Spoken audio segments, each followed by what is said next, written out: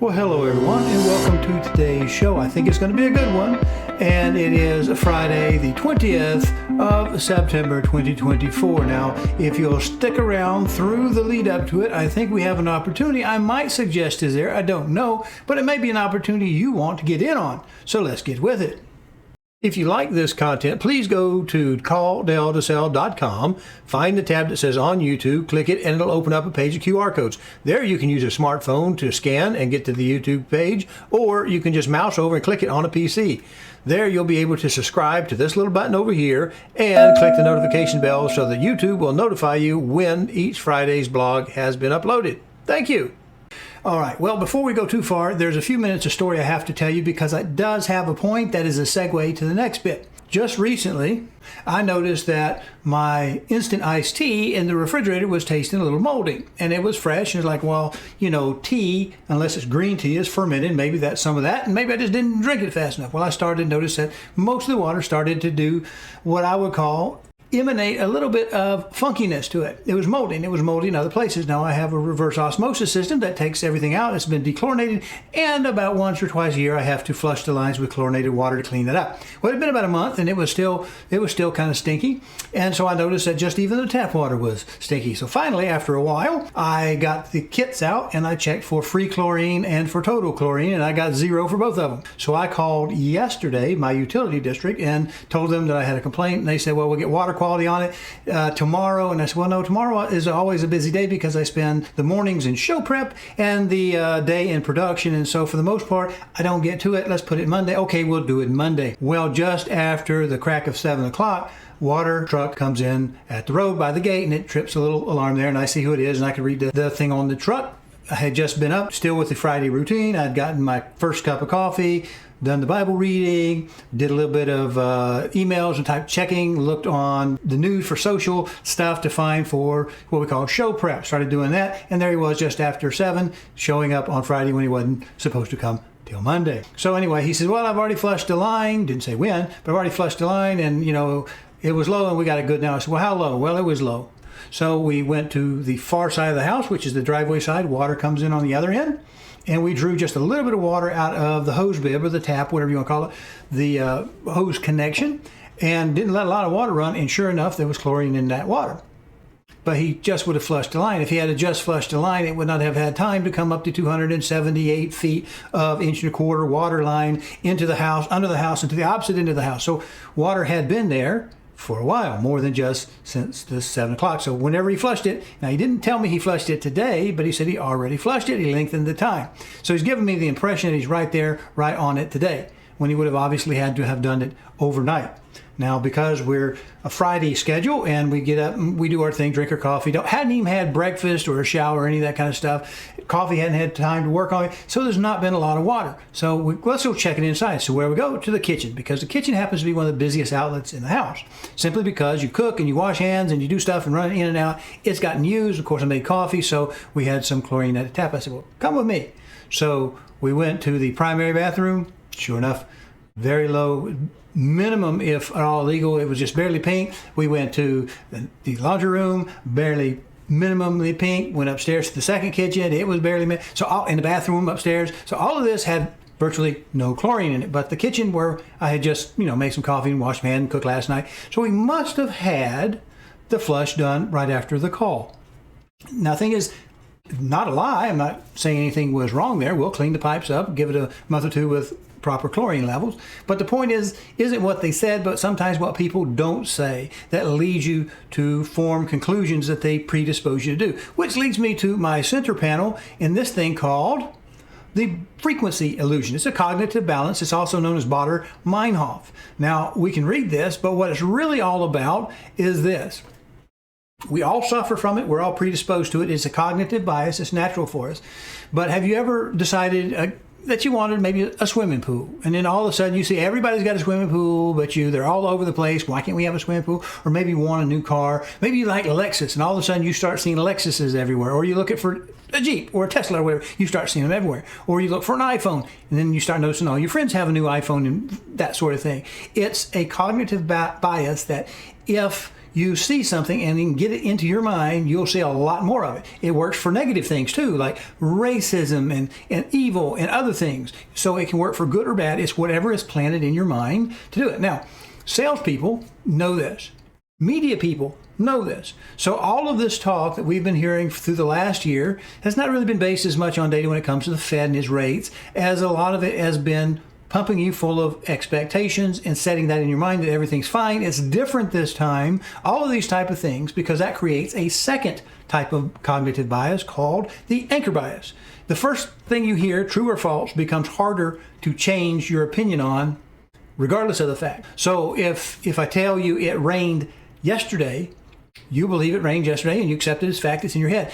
I can then show you weather charts where it did rain yesterday. And because you've already had that set in your mind that it did rain yesterday, it's harder to undo it. Or as Churchill said, a lie makes its way halfway around the world before the truth gets its trousers on. So it's just the same thing. You may know it also as first impressions or lasting impressions. So maybe somebody catches you on a bad day. You may play the devil trying to get that negative thing out of their heads because it's an anchor bias, different type of cognitive bias. Now, what I want to look at here is we hear that it's different this time and we're not going to go into recession. That's one camp. And then you have the other camp saying, oh, we're going to get it. We're going to get a recession. It's coming. It's there. And they point to different things. And each camp has got their anchor biases in one of those major opposing viewpoints because they are diametrically opposed for the most part. It can't be really good and be bad at the same time.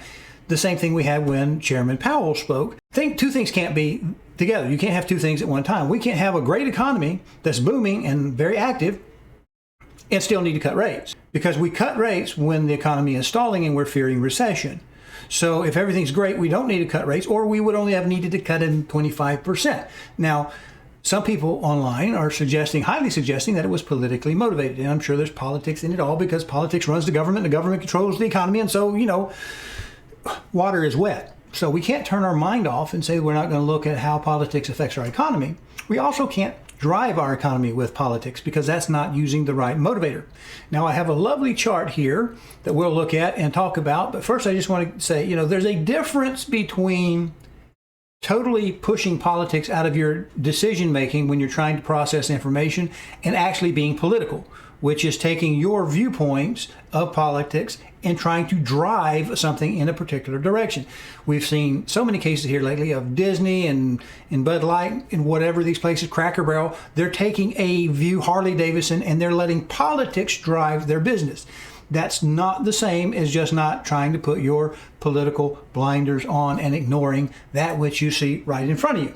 So we have to look at these things. We have to keep a broad mind and look at things in their big set, in the big setting of opportunities. And we do have an opportunity that I'll talk about now. But let's first look at where I'm going to get this. This is from, obviously, the Federal Reserve Bank. You see me go to Fred on a regular basis rather than go to CNN or whatever because they tend to put their bias in. And I have an example of that Baader-Meinhof, that frequency illusion and how it's being leveraged against the average person by looking at this particular chart. Now, one thing I want to bring our attention to is let me slide this all the way to the very end. And you'll notice what's not here in the 10-year treasury of the 10-2. So right here we are with the 10-2, and you see what's not here is September. But what I don't understand is, and I'll put a screenshot up right now, this is from the mobile. And on the mobile, the same source with the same exact chart adds September in it, whereas if we go to it from the desktop, it's just not there. September just isn't present, but you see from that overlay I just put on there that it was on the mobile. I don't know if this is accident. I don't want to think that just because something is, there is a nefarious reason behind it. I don't think that's fair to do. But let's look at some things. Let's look at our history. Let's take us back to the beginning of our data. And what I want to talk to you about is you have an opportunity. We'll get into the Fed's percentages and why it's different this time, that particular story, which is not true, why they're telling you that. But one thing we will notice, if we look at the color of the lines, if we're zoomed in enough, let me zoom in for this section to get our best view of it. We see that the blue line is the 10-year Treasury constant maturity -2, or what they call the yield curve, the difference between short-term and long-term rates where the bonds sell. The red is the market yield on the 10-year, and then the green is the 2-year, so I just broke them out separately. And then because there's an internet source out there, one of these negative Nates. Now you can have Pollyanna and you can have negative Nates. I don't buy into either one of them's camps because I think they're each trying to be more different than someone else so that they get the clicks, they get the likes. I like to be in the middle where most people are. And so he's going off and over and over and over about the SOFR, or the overnight rates. Well, if we go back and look at this, that happens to be the last one, the 30-day average of the SOFR. And the SOFR looks pretty darn flat since when? Let's see if I can get it to do that. Somewhere around, do we get a date on that? September of 2023. And it's basically flat. The overnight rate is basically flat. And that kind of makes sense, because if I'm just loaning you some money, one bank or somebody loaning another bank some money for an overnight transaction, or to correct the balance sheet or whatever for a short period of time, I'm not going to have that very long. That's why they call it the overnight rate. We just want to borrow it for a short period of time to cover something, and then we'll put it right back. So it's not really a highly interest-bearing type of situation, I think. That's my understanding. But look at this one more time. We're going to notice this pattern. I've pointed this out before. The gray bars, vertical bars, are declared recessions. And we know that the red, or the Treasury yields, and all of these are Treasuries, we're going to notice that they're going to have certain patterns. And that's what the bond market has been indicating, that they expected rates to fall long before they did. And that's when perhaps, if Chairman Powell and FOMC caved to the last meeting before the election to drop the rates, if that's political and not factual based, I actually consider that somewhat of a win. And you might think, well, that sounds really like crazy talk. But here's the thing. The reason we don't want to move too quickly with rates is because histories and macroeconomics dictate that when the Fed drops the rates, it's because the economy is crashing and they're trying to print more money, to spur more money, to drop the cost of money so that we have more economic activity to keep employment high for the households, for the voters, for the people, for everybody, for America. And we raise rates when we're having too much activity and we want to curb inflation. And these are two different things. And sometimes, in the worst cases, they'll come together. We'll get bad unemployment and high inflation, and that's that word that we use from time to time called stagflation. Well, what people may not know, Nixon put in price controls. Now, why would we put wage freezes on? Because wage freezing stops wage growth, and wages are a component of everything we buy, just like energy.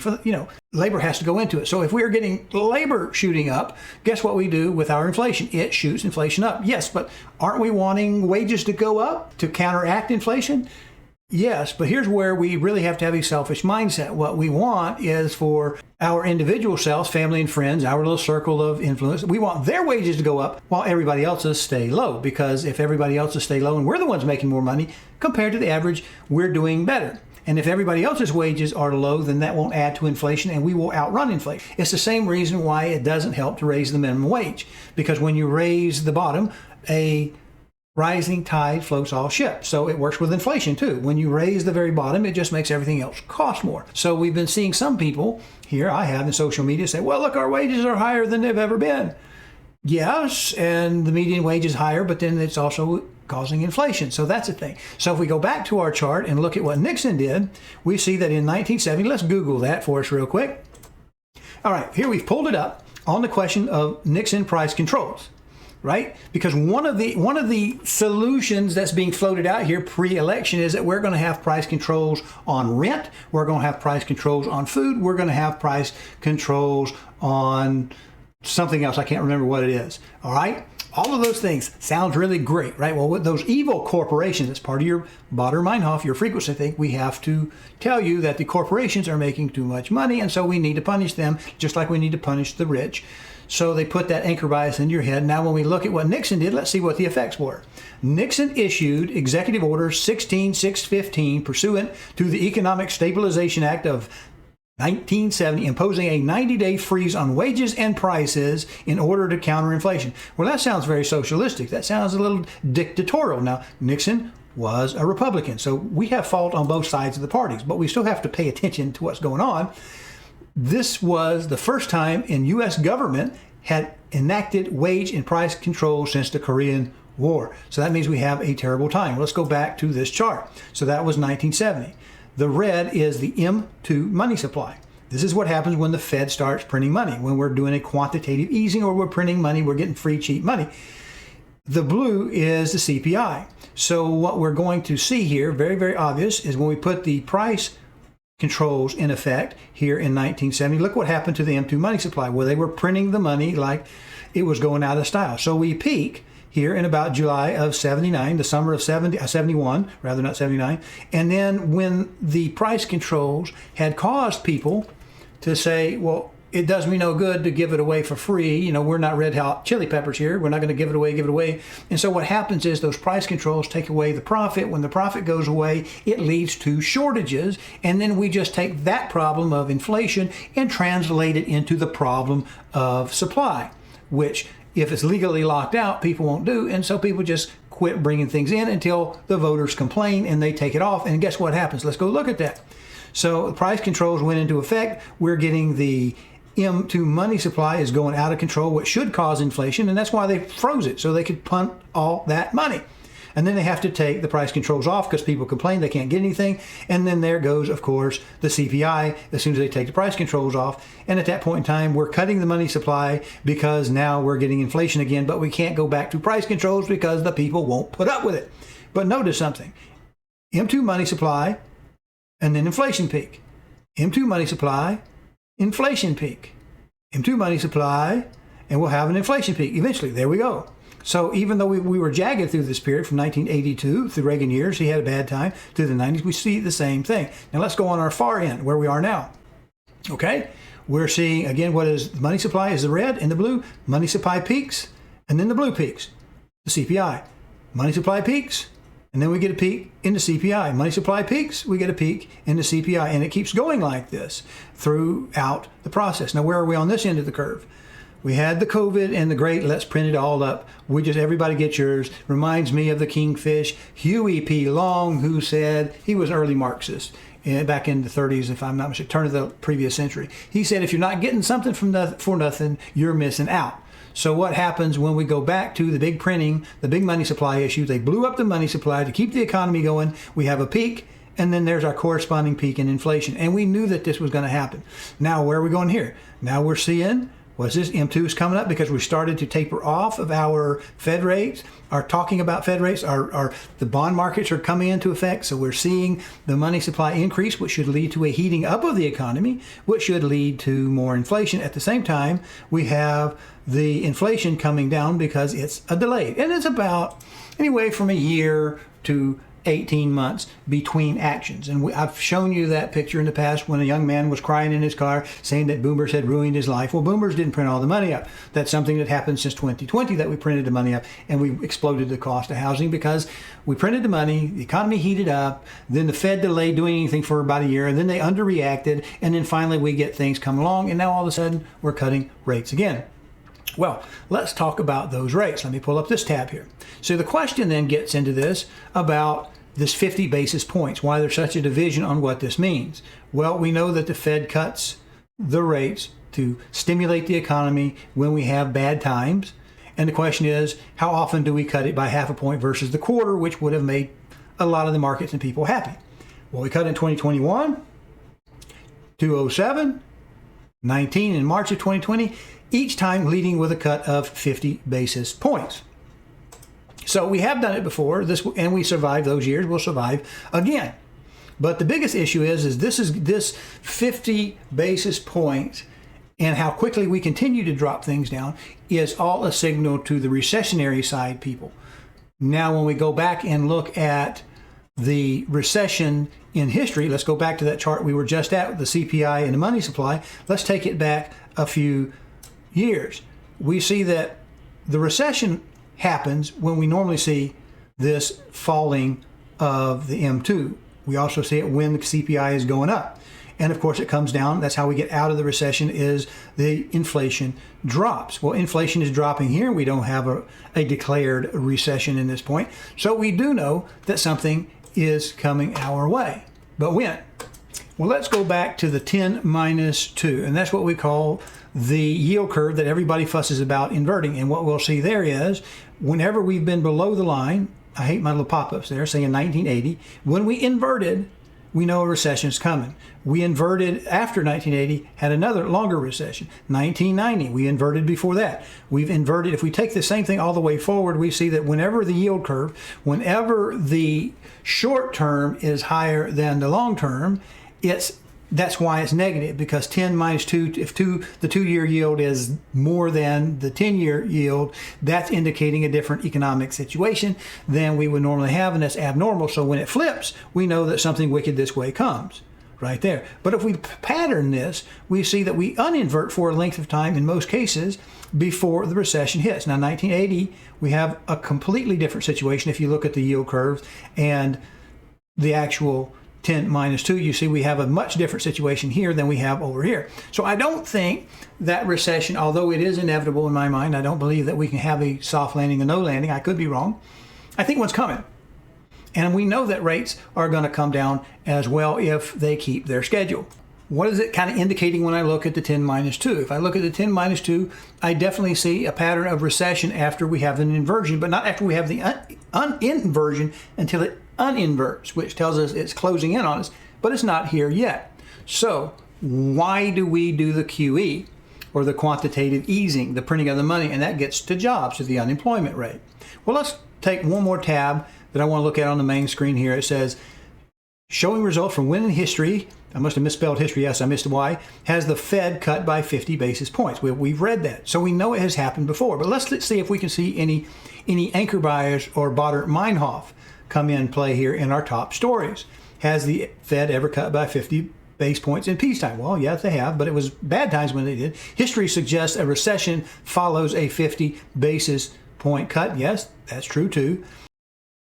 But this time is different. Right.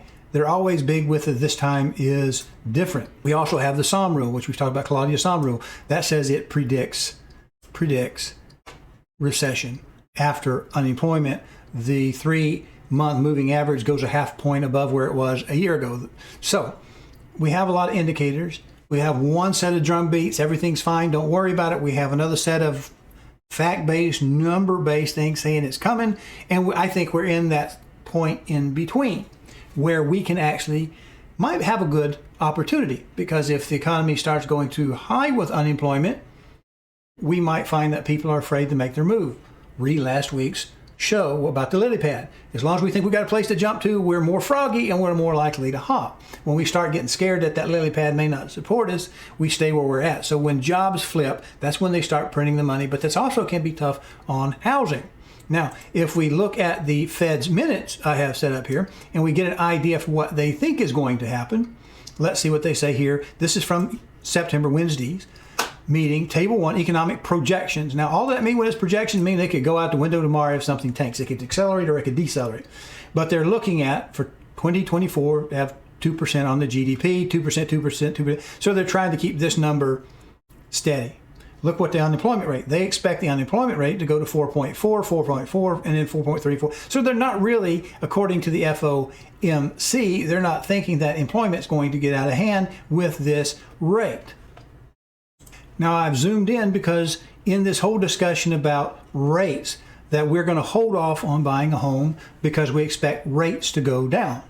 So when we look at this idea, this is in terms of the policy, that is where they hope to be. Now, if we go to 2027, they don't have one out here for June. Fed funds rate is down to 3% at that point. So here's the thing. If it's only going to get to Fed's rate at 4%, you know the rates are going to be above that, at least 5, 5.5, 6, something like that. That may be enough to help some home buyers and sellers. But at the same time, the threat of inflation is real. Will it go to hyperinflation? I don't see that happening, but maybe.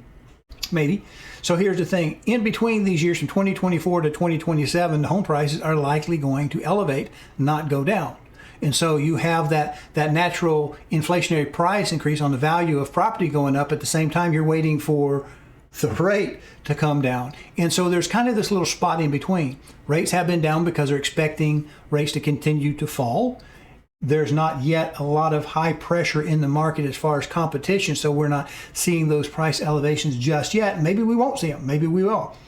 But there we have it. We have a kind of that window between when credit tightens. Credit typically tightens in a recession. They typically get really picky about your qualification on who they loan money to when they know that the economy isn't doing well. So we haven't hit recession yet.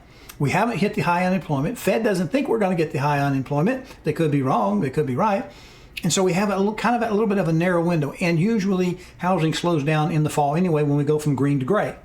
So I think it's an opportunity that we can capitalize on if we're so inclined. Hello, I'm Delbridge of Benchmark Realty, Murfreesboro, Tennessee.